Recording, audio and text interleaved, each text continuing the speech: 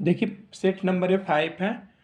पहला प्रश्न है, प्रश्न नंबर पहला है कि दिल्ली सल्तनत के किस सुल्तान ने सर्वप्रथम दिल्ली को अपनी राजधानी बनाया था? तो सुल्तान था आपका इल्तुतमिश। ठीक है, इल्तुतमिश जो सुल्तान था दिल्ली सल्तनत का, उसने दिल्ली को अपनी राजधानी सर्वप्रथम बनाया था। ठीक है, फिर अगला प्रश्न है कि दिल्ली के किस सुल्तान ने रक्त एवं लौह की नीति अपनाई थी?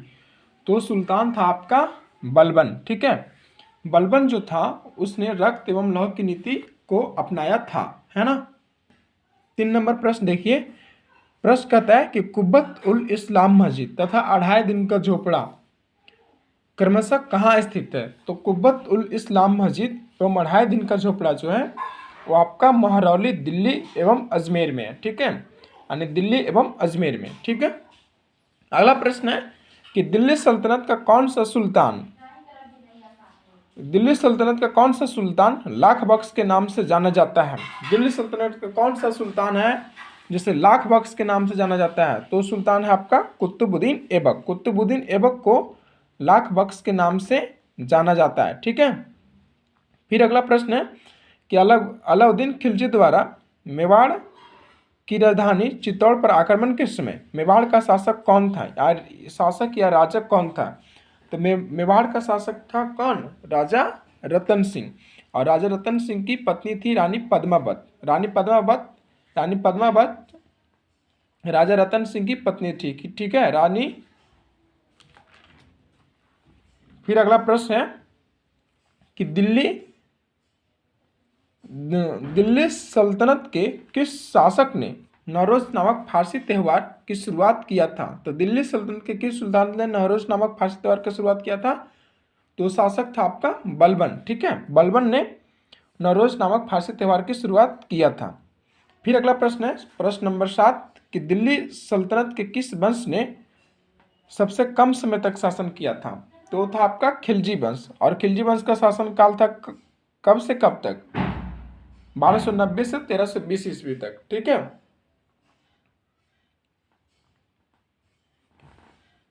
और सर्वाधिक समय तक दिल्ली सल्तनत का कौन सा वंश शासन किया था? तो था तुगलक वंश। ठीक है, फिर अगला देखिए कि ईस्ट इंडिया कंपनी ने जहांगीर के दरबार में पहले किसे भेजा था? यह सबसे पहले किसे भेजा था? तो जहांगीर के दरबार में ईस्ट इंडिया कंपनी ने सबसे पहले कैप्टन विलियम हॉकिंस को भेजा था। ठीक है, कैप्टन विलियम हॉकिंस इसका आंसर हो जाएगा। कैप्टन विलियम हॉकिंस इसका आंसर हो जाएगा। इसका आंसर हो जाएगा कैप्टन विलियम हॉकिंस। 9 नंबर प्रश्न है कि किस मुगल शासक का मकबरा भारत में नहीं है? ठीक है, किस मुगल शासक का मकबरा भारत में नहीं है? तो है जहांगीर एवं बाबर। देखिए जहां नोट में कहता है जहांगीर का मकबरा शाहदारा लाहौर एवं बाबर का मकबरा काबुल अफगानिस्तान में पड़ता है। ठीक है, जहांगीर का मकबरा कहाँ है? लाहौर के एक स्थान है शाहदारा, यानी कि पाकिस्तान में पड़ता है लाहौर।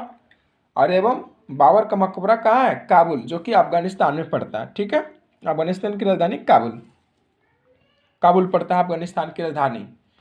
अगला प्रश्न है 10 नंबर प्रश्न है कि किस मुगल बादशाह ने दिल्ली की जामा मस्जिद का निर्माण कराया था? तो किस मुगल बादशाह ने दिल्ली की जामा मस्जिद का निर्माण कराया था? तो मुगल बादशाह था आपका शाहजहां। ठीक है, फिर प्रश्न है कि किस मुगल बादशाह के विरुद्ध जौनपुर से फतवा जारी हुआ था? तो किस मुगल बादशाह के विरुद्ध जौनपुर से फतवा जारी हुआ था? तो मुगल बादशाह था अकबर। ठीक है, फिर अगला प्रश्न है कि सुलह ए कुल का सिद्धांत किसके द्वारा प्रतिपादित किया गया था? तो सुलह ए कुल का भी सिद्धांत अकबर के द्वारा प्रतिपादित किया गया था। ठीक है, सुलह ए कुल का सिद्धांत किसके द्वारा प्रतिपादित किया गया था? तो अकबर के द्वारा। फिर अगला प्रश्न है कि किस चिश्ती संत के दरगाह पर अकबर दर्शन हेतु अधिक जाता था या जाया करता था? तो वो है मोहिउद्दीन चिश्ती के दरगाह पर अकबर दर्शन हेतु अधिक जाया करता था या फिर जाता था। ठीक है, फिर अगला प्रश्न है कि साइंटिफिक सोसाइटी की स्थापना किसने किया था? तो साइंटिफिक सोसाइटी की स्थापना किसने किया था? सर सैयद अहमद खान ने। और साइंटिफिक सोसाइटी की स्थापना कब किया था? 1864 ईस्वी में। ठीक है, साइंटिफिक सोसाइटी की स्थापना किसने किया था? सर सैयद अहमद खान ने। और कब किया था? 1864 ईस्वी में। ठीक है, सर सैयद अहमद खान ने साइंटिफिक सोसाइटी की स्थापना किया था। फिर अगला प्रश्न है कि दिल्ली सल्तनत के अंतिम शासक कौन था? तो दिल्ली सल्तनत के अंतिम शासक था इब्राहिम लोदी। ठीक है, दिल्ली सल्तनत के अंतिम शासक कौन था? इब्राहिम लोदी अंतिम अफगान शासक था। और दिल्ली सल्तनत का अंतिम वंश था लोदी वंश, और लोदी वंश का अंतिम शासक था इब्राहिम लोदी। ठीक है, इसीलिए इब्राहिम लोदी अंतिम शासक हुआ दिल्ली सल्तनत का। और इब्राहिम लोदी अंतिम अफगान शासक था। इब्राहिम लोदी अंतिम अफगान शासक था। ठीक है, नोट में कहता है कि दिल्ली सल्तनत के दौरान अंतिम वंश लोदी वंश था। लिखा भी है कि दिल्ली सल्तनत के दौरान अंतिम वंश लोदी वंश थे या था। ठीक है, फिर अगला देखिए, दिल्ली सल्तनत के दौरान अंतिम वंश लोदी वंश था। अगला प्रश्न देखिए कि औरंगजेब की मृत्यु के समय मराठा नेतृत्व किसके हाथों में था? तो औरंगजेब की मृत्यु के समय मराठा नेतृत्व किसके हाथों में था? ताराबाई के हाथों में था। ठीक है, औरंगजेब की मृत्यु के समय मराठा नेतृत्व किसके हाथों में था? तो ताराबाई के नेतृत्व में था। फिर अगला प्रश्न है 17 नंबर कि संभाजी के बाद मराठा शासन को निम्नलिखित में से किसने सरल और कारगर बनाया था? संभाजी के जब मृत्यु हो गया था, संभाजी की मृत्यु के बाद मराठा शासन को निम्नलिखित में से किसने सरल और कारगर बनाया था? तो कारगर बनाया था कौन? बालाजी विश्वनाथ। ठीक है, बालाजी विश्वनाथ ने संभाजी की मृत्यु के बाद मराठा साम्राज्य को कारगर बनाया था, यानी कि सकल बना, मतलब कि सही सुचारू ढंग से चलाया था। अगला प्रश्न 18 नंबर कि शिवाजी ने मुगलों को किस युद्ध में हराया था? तो शिवाजी ने मुगलों को किस युद्ध में हराया था? सलहार का युद्ध में हराया था। शिवाजी ने मुगलों को किस युद्ध में हराया था? सलहार के युद्ध में। ठीक है, फिर अगला प्रश्न देखिए कि शिवाजी मुगलों की कैद से भागने के समय कौन से नगर में कैद थे? तो शिवाजी मुगलों की कैद से भागने के समय कौन से नगर में कैद थे? आगरा में थे। आगरा नगर में कैद थे। शिवाजी मुगलों की कैद से भागने के समय कौन से नगर में कैद थे? तो आगरा में। फिर अगला प्रश्न है कि शिवाजी की राजधानी कहाँ थी? तो शिवाजी की राजधानी कहाँ थी? रायगढ़ थी। ठीक है, शिवाजी की राजधानी कहाँ थी? रायगढ़।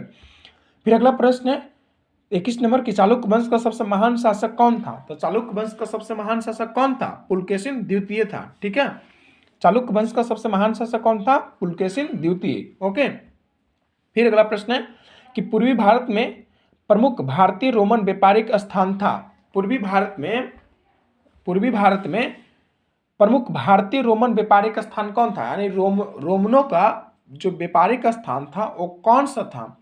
तो था अरिक्का मेडू। ठीक है, अरिक्का मेडू जो था रोमन का प्रमुख व्यापारिक स्थान था। ठीक है, फिर अगला प्रश्न है प्रश्न नंबर 23 कहता है कि कांग्रेस के 5वें अधिवेशन की अध्यक्षता किसने किया था? तो कांग्रेस के 5वें अधिवेशन की अध्यक्षता किसने किया था? सर विलियम वेडरबर्न ने। ठीक है, कांग्रेस के 5वें अधिवेशन की अध्यक्षता किसने किया था? सर विलियम वेडरबर्न ने। और कांग्रेस के यह 5वां अधिवेशन कहाँ हुआ था? बंबई में। प्रश्न इस प्रकार से भी आ सकता है कि कांग्रेस के 5वां अधिवेशन कहाँ हुआ था? तो कहाँ हुआ था? बंबई में। और कांग्रेस के 5वां अधिवेशन कब हुआ था? तो 1889 ईस्वी में। ठीक है, कांग्रेस के 5वें अधिवेशन कब हुआ था? 1889 ईस्वी में। और हुआ था कहाँ? तो बंबई में। और इस मतलब कि कांग्रेस के 5वें अधिवेशन की अध्यक्षता किसने किए थे? तो सर विलियम वेडरबर्न ने। ठीक है, फिर अगला प्रश्न देखिए। अगला प्रश्न कहता है दीवान ए खैरात दान विभाग के रूप में विख्यात विभाग की स्थापना, ये विभाग यहाँ पर होगा। ठीक है, जहाँ पर एरो विभाग की स्थापना किसने किया था? तो दीवान ए खैरात दान विभाग की स्थापना फिरोज शाह तुगलक ने किया था। ठीक है, दीवान ए खैरात एक दान विभाग था, दान विभाग के रूप में भी ख्यात था। कोई भी व्यक्ति उसमें दान दे सकता था। उसकी स्थापना फिरोज शाह तुगलक ने किया था। नहीं कहने को मतलब दीवान ए खैरात की स्थापना फिरोज शाह तुगलक ने किया था। ठीक है, फिर अगला प्रश्न है कि बजीज महाजनपद की राजधानी कहाँ थी? तो बजीज महाजनपद की राजधानी थी वैशाली या विदेह या मिथिला। ठीक है, बजीज महाजनपद की राजधानी कहाँ थी? वैशाली या फिर विदेह या फिर मिथिला। ठीक है, अगला प्रश्न देखिए कि द्वितीय बौद्ध संगति का आयोजन कहाँ हुआ था? तो द्वितीय बौद्ध संगति का आयोजन हुआ था वैशाली में। ठीक है, द्वितीय वैश्य संगति का आयोजन कहाँ हुआ था? वैशाली में। और किसके शासनकाल में हुआ था? कालाशोक के शासनकाल में। नोट में कहता है कि द्वितीय बौद्ध संगति कालाशोक के शासनकाल में वैशाली में आयोजित हुआ था। ठीक है, द्वितीय बौद्ध संगति कहाँ आयोजित हुआ था? वैशाली में। अगला प्रश्न देखिए, प्रश्न नंबर 27 कहता है कि अशोक के किस शिलालेख में धम्म की व्याख्या की गई है? अशोक के किस शिलालेख में धम्म की व्याख्या की गई है? तो आपका है 11वां शिलालेख। 11वां शिलालेख में अशोक के धम्म की व्याख्या किया गया है, यानी इसका आंसर होगा 11वां शिलालेख। ठीक है, फिर अगला प्रश्न है, प्रश्न नंबर 28 है कि भारत के साथ व्यापार के लिए सर्वप्रथम संयुक्त पूंजी कंपनी किन लोगों ने आरंभ किया था? तो भारत के साथ व्यापार के लिए सर्वप्रथम संयुक्त पूंजी कंपनी जो स्थापित किया था वो था आपका डच। ठीक है, डचों ने भारत के साथ सर्वप्रथम संयुक्त पूंजी कंपनी का आरंभ किया था। ठीक है, तो इसका आंसर हो जाएगा डच। ठीक है,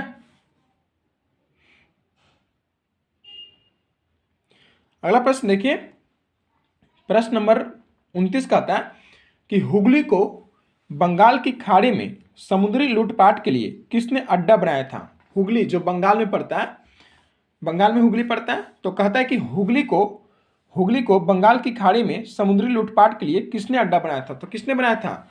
पुर्तगालियों ने। पुर्तगालियों ने हुगली को समुद्री लूटपाट के लिए, यानी समुद्र से जो माल आता है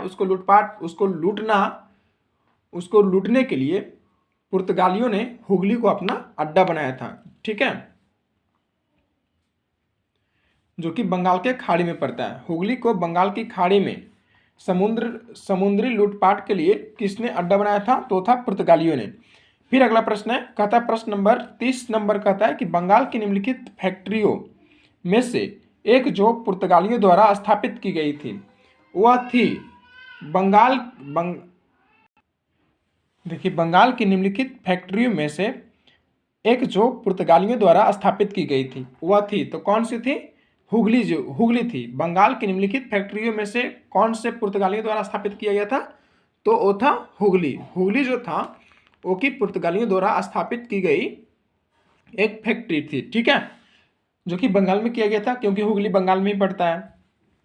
अगला प्रश्न है, तो इसका आंसर होगा हुगली। ठीक है, अगला प्रश्न है 31 नंबर की पुर्तगालियों ने भारत में निम्नलिखित में से किस स्थान पर प्रथम दुर्ग का निर्माण किया था? दुर्ग मतलब होता है किला। ठीक है, दुर्ग मतलब होता है किला।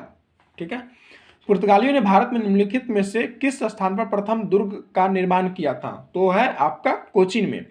कोचीन में पुर्तगालियों ने अपना पहला किला भारत में स्थापित किया था, या फिर कहिए कि निर्माण किया था। ठीक है, निर्माण किया था, और कहाँ किया था?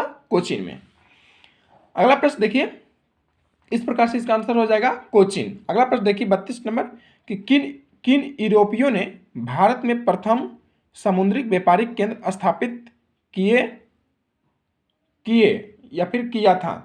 किन यूरोपियों ने भारत में प्रथम समुद्री व्यापारिक केंद्र स्थापित किया था? तो था पुर्तगाली। ठीक है, पुर्तगाली जो था वो भारत में सर्वप्रथम अपना समुद्री व्यापारिक केंद्र स्थापित किया था, यानी समुद्र के द्वारा व्यापार करने वाला भारत में सबसे पहले कौन सा था? कौन यूरोपीय था? तो था पुर्तगाल। ठीक है, पुर्तगाली। अगला प्रश्न है कि किसने वास्को डी गामा का कालीकट में स्वागत किया था? तो किसने वास्को डी गामा का कालीकट में स्वागत किया था? जमोरिन। ठीक है, किसने वास्को डी गामा का कालीकट में स्वागत किया था? तो वो है जमोरिन। ठीक है, अगला प्रश्न है 34 नंबर कि किस मुगल सम्राट के काल में इंग्लिश ईस्ट इंडिया कंपनी ने भारत में सर्वप्रथम कारखाना स्थापित किया था? किस मुगल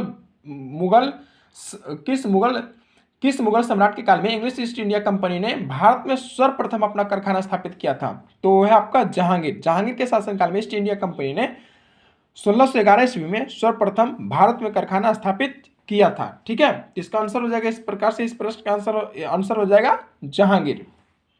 ठीक है, फिर अगला प्रश्न देखिए कि 35 नंबर प्रश्न है, वर्ष 1613 ईस्वी में अंग्रेजी ईस्ट इंडिया कंपनी को कहाँ कहाँ एक कारखाना यानी कि व्यापारिक स्थल स्थापित करने की अनुमति मिली या मिल गई थी? तो वर्ष 1613 ईस्वी में ईस्ट इंडिया कंपनी को सूरत में एक व्यापारिक कारखाना स्थापित करने का या फिर व्यापारिक स्थल स्थापित करने का इसको अनुमति मिल गया था। ठीक है,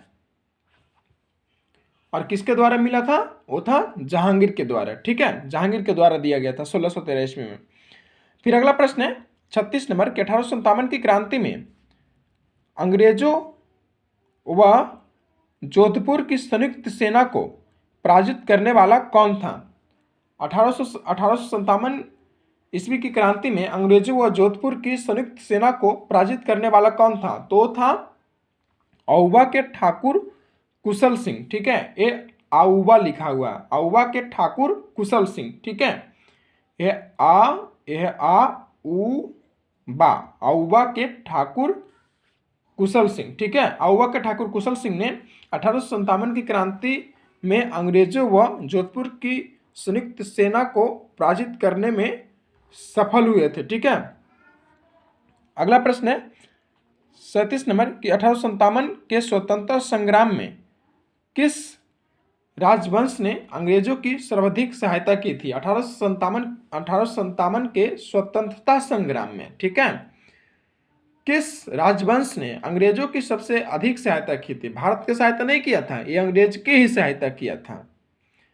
तो वो कौन था राजवंश था? ग्वालियर के सिंधिया राजवंश ने 1857 की क्रांति में अंग्रेजों को ही सबसे ज्यादा सपोर्ट किया था, ये भारत को नहीं किया था, ग्वालियर के सिंधिया ने। ठीक है, तो ग्वालियर के सिंधिया राजवंश जो था 1857 की क्रांति में अंग्रेजों को ही सबसे ज्यादा इसने सपोर्ट किया था, यानी सहायता दिया था, भारत को नहीं दिया था। ठीक है, इस प्रकार से इस प्रश्न का आंसर हो जाएगा ग्वालियर के सिंधिया। ठीक है, ग्वालियर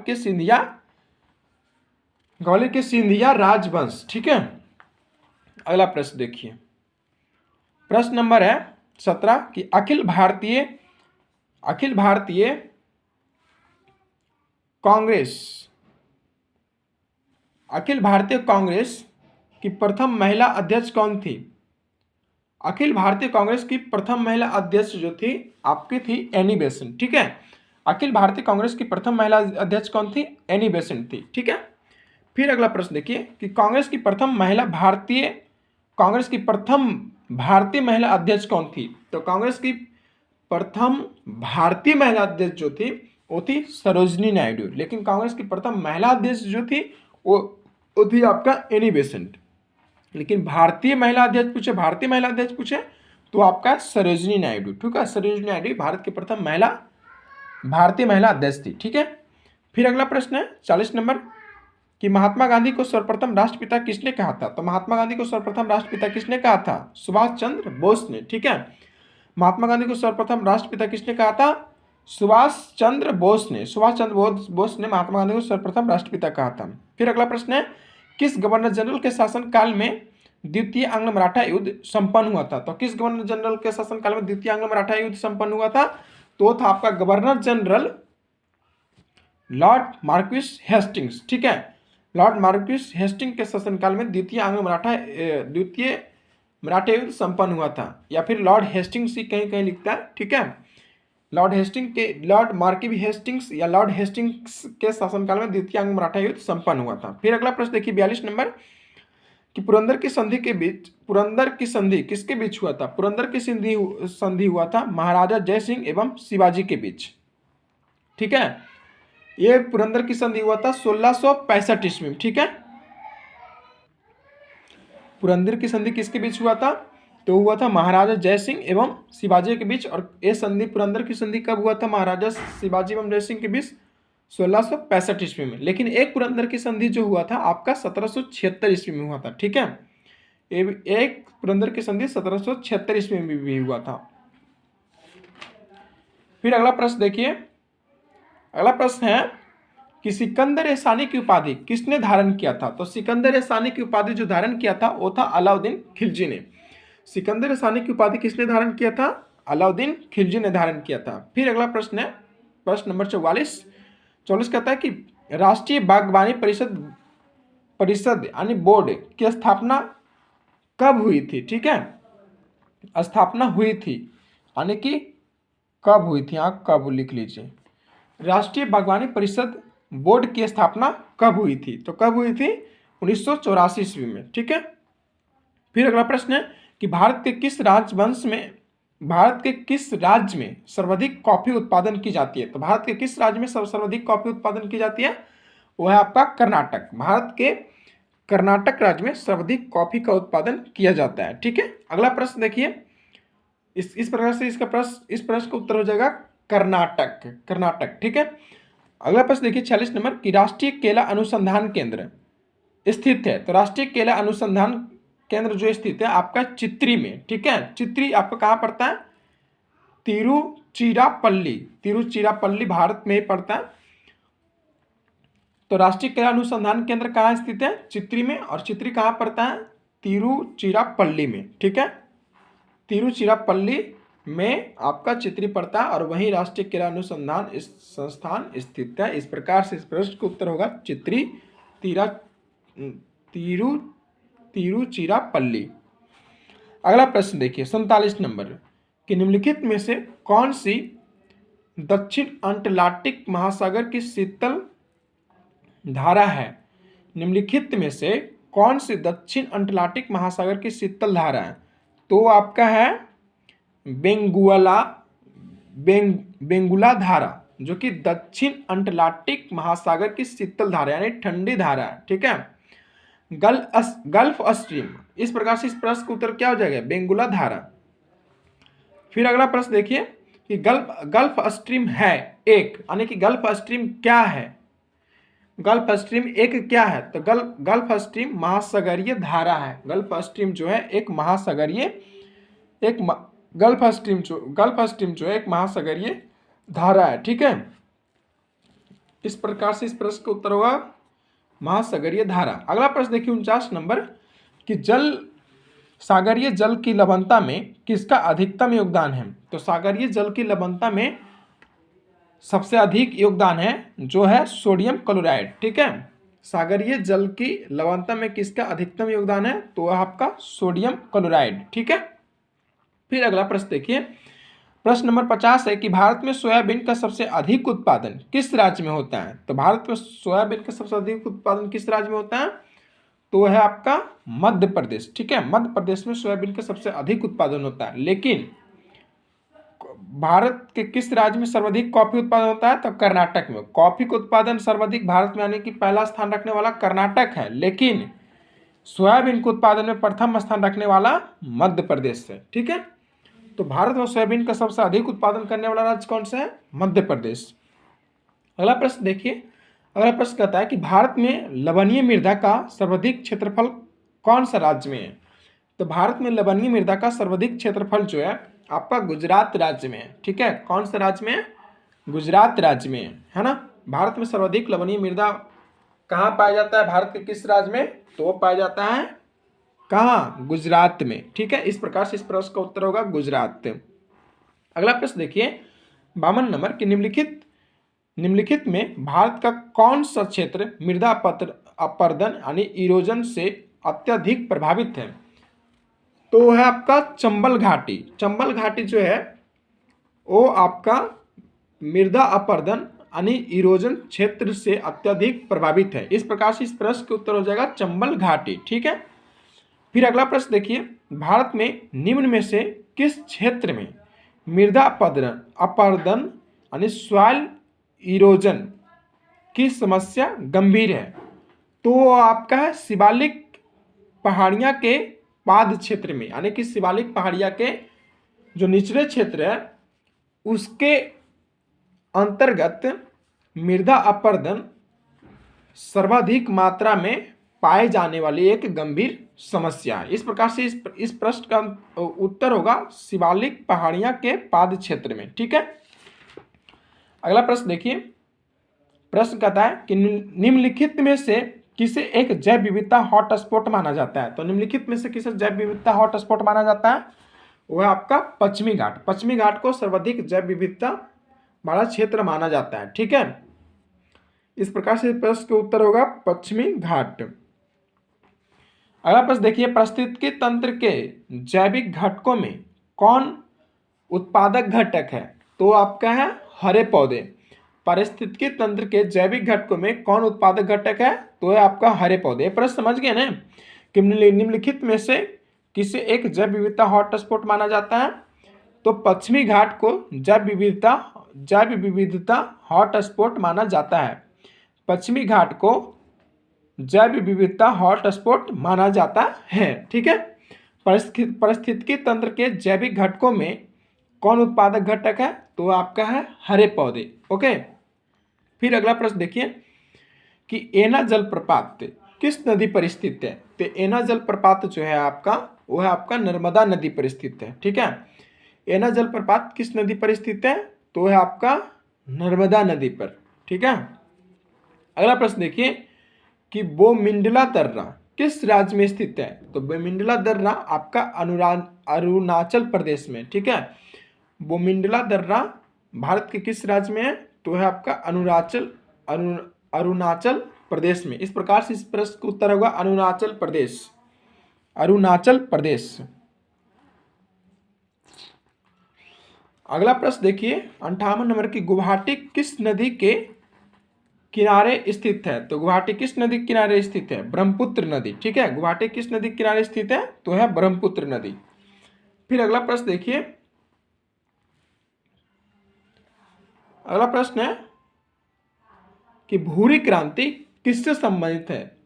तो भूरी क्रांति जो है आपका उर्वरक उत्पादन से संबंधित है। ठीक है। भूरी क्रांति किससे संबंधित है? उर्वरक उत्पादन से। इस प्रकार से इस प्रश्न का उत्तर जो होगा आपका, उत्तर जो होगा उर्वरक उत्पादन। ठीक है। भूरी क्रांति उर्वरक उत्पादन से संबंधित है। ओके। अगला प्रश्न देखिए 60 नंबर की, इंद्रावती बाघ अभयारण्य भारत के किस राज्य में स्थित है? इंद्रावती बाघ अभयारण्य भारत के किस राज्य में स्थित है? छत्तीसगढ़ राज्य में इंद्रावती टाइगर रिजर्व यानी कि बाघ अभयारण्य स्थित है। ठीक है। तो इस प्रकार से इस प्रश्न का उत्तर हो जाएगा छत्तीसगढ़। ठीक है। अगला प्रश्न है 61 नंबर की, कोल डैम परियोजना किस नदी पर स्थित है? तो कोल डैम परियोजना आपका सतलज नदी पर स्थित है और यह हिमाचल प्रदेश में पड़ता है। ठीक है। कोल डैम परियोजना कहाँ है? हिमाचल प्रदेश में। और कौन सी नदी पर है? सतलज नदी पर। ठीक है। कोल डैम परियोजना किस नदी पर स्थित है? तो है सतलज नदी पर। और कहाँ है? हिमाचल प्रदेश में। ठीक है। अगला नंबर प्रश्न देखिए 62 नंबर, यहाँ से पॉलिटी स्टार्ट हो गया लगता है, स्टार्ट हो रहा है। प्रस्तावना में पहली बार संशोधन कब किया गया था? तो प्रस्तावना संशोधन पहली बार कब किया गया था? 1976 ईस्वी में किया गया था। ठीक है। प्रस्तावना पहली बार संशोधन 1976 ईस्वी में किया गया था। अगला तीसरे नंबर प्रश्न देखिए, यूनिसेफ का मुख्यालय कहाँ है? तो यूनिसेफ का मुख्यालय कहाँ है? न्यूयॉर्क। न्यूयॉर्क कहाँ पड़ता है? यूएसए में।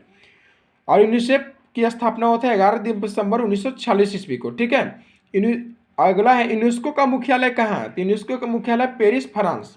पेरिस कहाँ पड़ता है? फ्रांस में, यानी कि फ्रांस की राजधानी है पेरिस। ऐसे भी फ्रांस की राजधानी पेरिस है। ठीक है। लेकिन ये मत समझिए कि न्यूयॉर्क यूएसए की राजधानी न्यूयॉर्क है। यूएसए की राजधानी है वाशिंगटन डीसी। ठीक है। ना कि न्यूयॉर्क। न्यूयॉर्क शहर है अमेरिका की, यानी यूएसए की, संयुक्त राज्य अमेरिका, यानी अमेरिका के एक शहर है न्यूयॉर्क। ठीक है। लेकिन ये राजधानी नहीं है, राजधानी नहीं समझिएगा। यूनेस्को का मुख्यालय कहाँ है? पेरिस। और पेरिस जो है फ्रांस की राजधानी पड़ता है। और देखिए यूनेस्को की स्थापना हुआ था 16 नवंबर 1945 ईस्वी को। ठीक है। अगला प्रश्न देखिए, प्रश्न कहता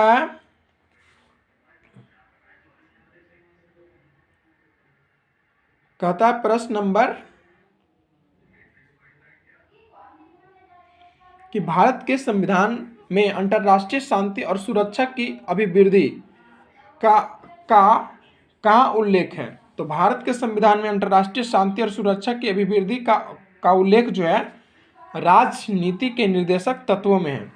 और यह किस अनुच्छेद में दिया गया है? राजनीति यह किस अनुच्छेद में दिया गया है? भारत अंतर्राष्ट्रीय शांति और सुरक्षा की व्याख्या भारत के संविधान के किस अनुच्छेद में किया गया? अनुच्छेद 61। ठीक है। इस प्रकार से इस प्रश्न का उत्तर हो जाएगा राज्य की नीति निर्देशक तत्व में, अनुच्छेद 61 में। अगला प्रश्न देखिए 66 नंबर कि राष्ट्रपति के निर्वाचन में राज्य का मुख्य मतदान करने के लिए पात्र नहीं होता है। ठीक है, राष्ट्रपति के निर्वाचन जब होता है तो राज्य का मुख्यमंत्री मतदान करने के लिए पात्र नहीं होता है। कब? जब वह राज्य विधानमंडल में उस सदन का सदस्य रहेगा। यह आईएएस प्री 1993 प्रश्न पूछा गया है। राष्ट्रपति के निर्वाचन में मुख्यमंत्री जब मतदान नहीं कर सकता है, कब नहीं कर सकता है? जब वह राज्य विधानमंडल में उस सदन का सदस्य होगा। इस प्रकार से इस प्रश्न का आंसर हो जाएगा वह राज्य विधानमंडल में उस सदन का सदस्य होगा। ठीक है, अगला प्रश्न देखिए 67 नंबर कि भारत के राष्ट्रपति चुने जाते हैं। तो भारत के राष्ट्रपति जो है राज्यसभा, लोकसभा और राज्यों की विधानसभाओं के निर्वाचित सदस्यों के द्वारा चुने जाते हैं। भारत के राष्ट्रपति किस प्रक्रिया द्वारा चुने जाते हैं, या फिर भारत के राष्ट्रपति को कौन कौन चुनते हैं? तो राज्यसभा का सदस्य, लोकसभा का सदस्य और राज्यों की विधानसभाओं के निर्वाचित सदस्य जो कि राष्ट्रपति को चुनते हैं। ठीक है, फिर अगला प्रश्न है कि भारत के राष्ट्रपति को उसके पद से हटाया जा सकता है। तो भारत के राष्ट्रपति को उसके पद से कौन हटा सकता है? संसद द्वारा। संसद हटा सकता है। और कैसे हटा सकता है? महाभियोग की प्रक्रिया लगाकर। ठीक है, भारत के राष्ट्रपति को उसके पद से हटाया जा सकता है। कैसे हटाया जा सकता है भाई? तो संसद द्वारा। ठीक है, या फिर संसद उसको महाभियोग की प्रक्रिया द्वारा हटा सकता है। इस प्रकार से इस प्रश्न का उत्तर होगा संसद। ठीक है, अगला प्रश्न देखिए प्रश्न नंबर 69 है कि उदारीकरण, निजीकरण और भूमंडलीकरण की नई आर्थिक नीति घोषित की गई थी। उस समय भारत के प्रधानमंत्री कौन थे? तो उस समय भारत के प्रधानमंत्री थे नरसिम्हा राव। ठीक है, कहने की मतलब है कि उदारीकरण, निजीकरण और भूमंडलीकरण की नई आर्थिक नीति जो घोषित किया गया था वो भारत के किस प्रधानमंत्री के द्वारा किया गया था? तो किया गया था नरसिम्हा राव द्वारा। ठीक है, इस प्रकार से इस प्रश्न का उत्तर हो जाएगा नरसिम्हा राव। ठीक है, नरसिम्हा राव द्वारा। अगला प्रश्न देखिए मंत्रिपरिषद के विरुद्ध अविश्वास प्रस्ताव लाने के लिए लोकसभा के सदस्यों की संख्या होनी चाहिए, यानी कि कितनी होनी चाहिए? मंत्रिपरिषद के विरुद्ध अविश्वास प्रस्ताव जब लाना होगा तो लोकसभा के सदस्यों की संख्या कितनी होनी चाहिए? तो संख्या होनी चाहिए कम से कम 50। ठीक है, 50 होनी चाहिए सदस्य, तब लोकसभा के विरुद्ध आप अविश्वास प्रस्ताव को ला सकते हैं। ठीक है, फिर अगला प्रश्न देखिए। अगला प्रश्न कहता है कि मंत्रिपरिषद किसके प्रति उत्तरदायी होता है? तो मंत्रिपरिषद किसके प्रति उत्तरदायी होता है? लोकसभा के प्रति उत्तरदायी होता है। ठीक है, मंत्रिपरिषद किसके प्रति उत्तरदायी होता है? तो लोकसभा के प्रति। इस प्रकार से इस प्रश्न का उत्तर हो जाएगा लोकसभा के प्रति। अगला प्रश्न देखिए 72 नंबर कि भारतीय संविधान के किस अनुच्छेद के अंतर्गत लोकसभा में अनुसूचित जातियों के आरक्षण का प्रावधान किया गया था या फिर किया गया है? तो भारतीय संविधान के अनुच्छेद 330 के अंतर्गत अनुसूचित जातियों के आरक्षण का प्रावधान किया गया है। ठीक है, इस प्रकार से आंसर इसका हो जाएगा अनुच्छेद 330। ओके,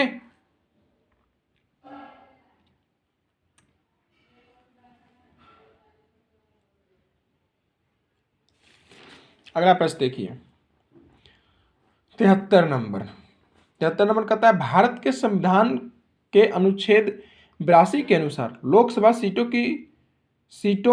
की राज्यों के मध्य आवंटन जनगणना के आधार पर है। यहाँ पर देखिए भारत के संविधान के अनुच्छेद 82 के अनुसार लोकसभा की सीटों का राज्यों के मध्य आवंटन खाली स्थान जनगणना के आधार पर है। तो यह 1971 की जनगणना पर आधारित है। राज्यों के सीटों का आवंटन जो लोकसभा में आधारित है या फिर बनाया गया वो 1971 की जनगणना पर फिलहाल अभी आधारित है। ठीक है, अगला प्रश्न देखिए 74 नंबर कहता प्रश्न कि चौथे वित्त आयोग के अध्यक्ष कौन थे? तो चौथे वित्त आयोग के अध्यक्ष कौन थे? Doctor PV Rajamannar. ठीक है, चौथे वित्त आयोग के अध्यक्ष कौन थे? Doctor PV Rajamannar. और चौथे वित्त आयोग की नियुक्ति वर्ष कौन सा वर्ष था? वो था 1964। और इसकी अवधि, चौथे वित्त आयोग की कार्यकाल कब से कब तक रहा? 1966 से 1969 तक रहा। ठीक है, 69 ईस्वी तक रहा, यानी कि 69 तक रहा या फिर 69 ईस्वी तक रहा। आगे देखिए 75 नंबर, भारत में लोकसभा का स्पीकर यानी कि अध्यक्ष को कैसे बनाया जाता है? तो भारत में लोकसभा का स्पीकर यानी अध्यक्ष को चयनित किया जाता है, यानी चुना जाता है। ठीक है, भारत में लोकसभा अध्यक्ष को चयनित किया जाता है, यानी कि चुना जाता है। अगला प्रश्न देखिए 76 नंबर, कि राज्यसभा की लोकसभा के समान शक्तियां किस क्षेत्र में हैं? तो राज्यसभा की लोकसभा के समान शक्तियां किस क्षेत्र में हैं? संविधान में संशोधन के विषय में। ठीक है, संविधान का संशोधन करने के विषय में राज्यसभा और लोकसभा की दोनों की शक्ति जो है बराबर है, यानी कि समान है। ठीक है, इस प्रकार से इस प्रश्न का उत्तर हो जाएगा, संविधान में संशोधन करने की प्रक्रिया में राज्यसभा एवं लोकसभा के दोनों की जो शक्ति है वह क्या है? बराबर है, यानी कि समान है ना। ये हो गया। अगला देखिए, अगला नंबर प्रश्न कहता है कि निम्न में से किस एक की सिफारिशों के आधार पर संघ एवं राज्यों के बीच वित्तीय वितरण होता है? तो वित्त आयोग की सिफारिश पर संघ यानी केंद्र एवं राज्यों के बीच वित्तीय विवरण होता है, यानी कि वित्तीय विवरण मतलब कि पैसे की लेन देन या फिर जो भी कामकाज के लिए मुद्रा है, पैसा है, लेन देन। ठीक है, वित्तीय विवरण वो वित्त आयोग की सिफारिश पर होता है। ठीक है, संघ एवं राज्यों के बीच। इस प्रकार से इसका आंसर हो जाएगा वित्त आयोग। 8वें लोकसभा का अध्यक्ष कौन थे? तो 8वें लोकसभा का अध्यक्ष थे बलराम जाखड़। ठीक है, 8वें लोकसभा का अध्यक्ष कौन थे? बलराम जाखड़। अगला प्रश्न देखिए कि टांका एक मिश्र धातु है। नहीं, इसके पहले एक प्रश्न है, सबसे भारी प्राकृतिक तत्व है। तो सबसे भारी प्राकृतिक तत्व है यूरेनियम। ठीक है, सबसे भारी प्राकृतिक तत्व कौन सी है? यूरेनियम है। ठीक है, फिर अगला नंबर प्रश्न 80 नंबर, कि टांका एक मिश्र धातु है। तो टांका किसका मिश्र धातु है? टीन तथा शीशे की एक मिश्र धातु है। टांका किसका एक मिश्र धातु है? तो टीन तथा शीशे की मिश्र धातु है। ठीक है, अगला प्रश्न है कि कांसा मिश्र धातु यानी एलॉय है। तो कांसा मिश्र धातु किसका एक मिश्रण है? तांबा एवं टीन का। कांसा किसका मिश्रण है? तो तांबा एवं टीन का कांसा मिश्र धातु है। कांसा मिश्र धातु एलॉय है। कांसा मिश्र धातु है तांबा एवं टीन का। ठीक है, टीन का मिश्रण, तांबा एवं टीन का मिश्रण है कांसा। अगला प्रश्न देखिए कि जर्मन सिल्वर में चांदी का प्रतिशत कितना होता है? तो जर्मन सिल्वर में चांदी का प्रतिशत 0 होता है। ठीक है, 0% होता है। जर्मन सिल्वर में चांदी का प्रतिशत कुछ भी नहीं होता, 0% होता है, यानी 0% होता है। ठीक है, अगला प्रश्न देखिए 83 नंबर, कि निम्नलिखित में से कौन सा तत्व जर्मन सिल्वर में उपस्थित नहीं होता है? तो है आपका एल्युमिनियम जो है आपका जर्मन सिल्वर में उपस्थित नहीं होता है। बाकी का जर्मन सिल्वर में तांबा, जस्ता एवं निकेल मौजूद होता है, यानी कि उपस्थित होता है। तांबा, जस्ता एवं निकेल जर्मन सिल्वर में उपस्थित होता है या फिर कहें कि मौजूद होता है, लेकिन एल्युमिनियम जो है जर्मन सिल्वर में उपस्थित नहीं होता है, या फिर कहें कि मौजूद नहीं होता है, या फिर कहें उपस्थित नहीं होता है। इस प्रकार से इस प्रश्न का उत्तर हो जाएगा एल्युमिनियम। ठीक है, एल्युमिनियम। फिर अगला प्रश्न है कि पीतल में कौन सी धातुओं का संयोग होता है? तो पीतल में कौन सी धातुओं का संयोग होता है? तांबा एवं जस्ता का।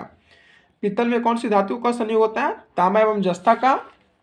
कांसा में किन धातुओं का मिश्रण होता है? तांबा एवं टीन का। और टांका में किस धातुओं का मिश्रण होता है? टीन तथा शीशे का। ठीक है, और पीतल में पीतल में कौन सी धातुओं का संयोग होता है? तो तांबा एवं जस्ता का, यानी कि पीतल जो है किसका मिश्रण होता है? तो पीतल जो है तांबा एवं जस्ता का मिश्रण होता है। फिर अगला प्रश्न है 85 नंबर कि स्टेनलेस स्टील बनाने के लिए लोहे में क्या मिलाया जाता है। तो स्टेनलेस स्टील बनाने के लिए लोहे में आपको क्रोमियम और निकेल मिलाया जाता है। ठीक है, स्टेनलेस स्टील बनाने के लिए लोहे में क्या मिलाया जाता है, क्रोमियम और निकेल। ओके, फिर अगला प्रश्न देखिए 86 नंबर कि जल में कार्बन डाइऑक्साइड प्रवाहित करने पर बना सोडा वाटर किस प्रकार का होता है। एक कटा हुआ नहीं है, यहाँ पर लिखा है किस प्रकार का होता है। ठीक है, जल में कार्बन डाइऑक्साइड प्रवाहित करने पर बना सोडा वाटर किस प्रकार का होता है। तो किस प्रकार का होता है, अम्लीय प्रकृति का होता है। ठीक है, इस प्रकार से इस प्रश्न का उत्तर हो जाएगा अम्लीय प्रकृति। ठीक है, अम्लीय प्रकृति का होता है या फिर अम्लीय प्रकृति होता है, अम्लीय प्रकृति का होता है। ठीक है, ठीक है। ओके, आगे देखिए नीला तोता क्या है। तो नीला तोता क्या है, नीला तोता आपका कॉपर सल्फेट है। नीला तोता क्या है, कॉपर सल्फेट। फिर अगला प्रश्न है कि निम्नलिखित में से, यहाँ पर लिखा हुआ से, निम्नलिखित में से कौन सा प्राकृतिक गैस का मुख्य घटक है। तो यह है आपका मीथेन जो है प्राकृतिक गैस का मुख्य घटक है। ठीक है, फिर अगला प्रश्न देखिए, अगला प्रश्न कहता है कि लार निम्न में से किसके पाचन में सहयोग करती है। तो लार जो है आपका स्टार्च के पाचन में सहयोग करती है। ठीक है, और लार में कौन सा एंजाइम पाया जाता है, टाइलिन। ठीक है, टाइलिन नामक लार में कौन सा एंजाइम पाया जाता है, तो टाइलिन, है ना। और लार किसके पाचन में सहयोग करती है, तो स्टार्च। लार निम्न में से किसके पाचन में सहयोग करती है, तो स्टार्च के। ठीक है, मानव शरीर के किस अंग में लसिका कोशिका बनती है। तो मानव शरीर के किस अंग में लसिका कोशिका बनती है, तिल्ली में बनती है। ठीक है, मानव शरीर के किस अंग में लसिका कोशिकाएं बनती है, तो तिल्ली में बनती है। इस प्रकार से इस प्रश्न का उत्तर हो जाएगा तिल्ली। अगला प्रश्न है 91 नंबर की हृदय की धड़कन नियंत्रित करने के लिए निम्न में से कौन सा खनिज आवश्यक है। तो हृदय की धड़कन नियंत्रित करने के लिए कौन सी खनिज आवश्यक है, पोटेशियम आवश्यक है। इस प्रकार से इस प्रश्न का उत्तर क्या हो जाएगा, पोटेशियम। ठीक है, पोटेशियम। अगला प्रश्न है 92 नंबर की टाई रोग किसके दीर्घकालीन विषाक्त से होता है। तो टाई रोग जो है कैडमियम के विषाक्त से होता है। इस प्रकार से इस प्रश्न का उत्तर हो जाएगा आपका कैडमियम। ठीक है, cadmium, cadmium. Okay, cadmium, cadmium. अगला प्रश्न देखिए, सुनहरे चावल में बीटा कैरोटीन, ठीक है, सुनहरे चावल में बीटा कैरोटीन जीन कहाँ से आता है। तो सुनहरे चावल में बीटा कैरोटीन कहाँ से आता है, डैफोडिल से आता है, या डैफोडिल लिखा हुआ, डैफोडिल से। ठीक है, इस प्रकार से इस प्रश्न का उत्तर हो जाएगा डैफोडिल। ओके, अगला प्रश्न देखिए 94 नंबर कहता है कि जब शरीर में निर्जलीकरण होता है तो पदार्थ जो सामान्य रूप से शरीर से लुप्त हो जाता है वह है, यानी कि वह कौन सा है। जब मानव शरीर में या फिर शरीर में जब निर्जलीकरण होता है, यानी कि जल की अभाव होता है, तब तो जो पदार्थ सामान्य रूप से हमारे मानव शरीर से लुप्त हो जाती है वो कौन सी है, तो वो है आपका सोडियम क्लोराइड। ठीक है, सोडियम क्लोराइड जो है वो मानव शरीर में जल की निर्जलीकरण जब होता है या फिर निर्जलीकरण जब होता है तो हमारे शरीर से क्या होता है, वो लुप्त हो जाता है। ठीक है, इसीलिए निर्जलीकरण की प्रक्रिया होता है। इस प्रकार से इस प्रश्न का उत्तर क्या हो जाएगा, सोडियम क्लोराइड। ठीक है, आगे देखिए, लोहे की सुई पानी की सतह पर किस कारण से तैरती है। तो लोहे की सुई पानी की सतह पर किस कारण से तैरती है, पृष्ठ तनाव के कारण तैरती है। लोहे की जो सुई है पानी की सतह पर किस कारण से तैरती है, तो है आपका पृष्ठ तनाव के कारण। ठीक है, इस प्रकार से इसका उत्तर होगा, इस प्रश्न का उत्तर होगा पृष्ठ तनाव के कारण। ओके, अगला प्रश्न देखिए कि विश्व स्वास्थ्य दिवस किस दिन मनाया जाता है। तो विश्व स्वास्थ्य दिवस किस दिन मनाया जाता है, 7 अप्रैल को। ठीक है, विश्व स्वास्थ्य दिवस किस दिन मनाया जाता है, 7 अप्रैल को। अगला प्रश्न देखिए कि गांधी शांति अंतर्राष्ट्रीय पुरस्कार की शुरुआत कब की गई थी। तो गांधी शांति अंतर्राष्ट्रीय पुरस्कार की शुरुआत जो की गई थी 1995 ईस्वी में की गई थी। ठीक है, गांधी शांति अंतर्राष्ट्रीय पुरस्कार की शुरुआत कब की गई थी? 1995 ईस्वी में। और इस पुरस्कार के अंतर्गत 1 करोड़ रुपया एवं प्रशस्ति, ये प्रशस्ति लिखा है, एवं प्रशस्ति पत्र दिया जाता है। ठीक है, जिसको भी गांधी शांति अंतर्राष्ट्रीय पुरस्कार मिलता है उसको 1 करोड़ रुपया एवं प्रशस्ति पत्र दिया जाता है। ठीक है, आगे देखिए, फिर अगला प्रश्न देखिए। अब लास्ट प्रश्न है, 3 प्रश्न है। राष्ट्रीय युवा दिवस किस दिन मनाया जाता है? तो राष्ट्रीय युवा दिवस किस दिन मनाया जाता है? 12 जनवरी को मनाया जाता है। ठीक है, राष्ट्रीय युवा दिवस किस दिन मनाया जाता है? 12 जनवरी को।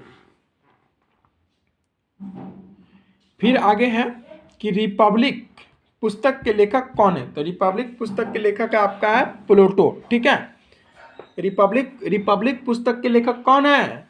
प्लेटो है। ठीक है, अब 100 नंबर प्रश्न है, जो लास्ट नंबर प्रश्न है कि पुटिंग किस खेल से संबंधित शब्दावली है?